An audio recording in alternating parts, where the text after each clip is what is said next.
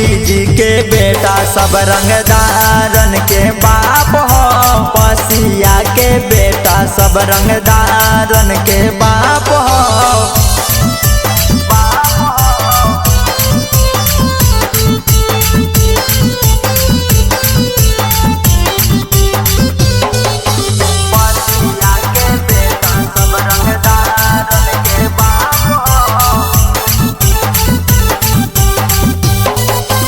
छोटा बलेठा से हम करही खेल गे, खेल छौड़ी करही खेल गे।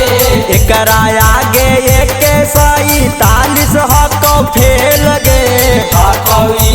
फेल छौड़ी फेल गे। चौधरी जी के बेटा सब रंगदारन के बाप हो। पसिया के बेटा सब माफिया के बाप हो।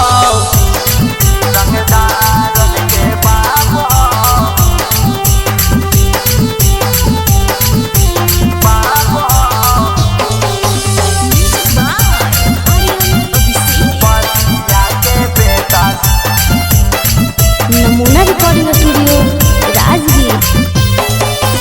पसिए के नाम खिलल दुनिया जहान गे।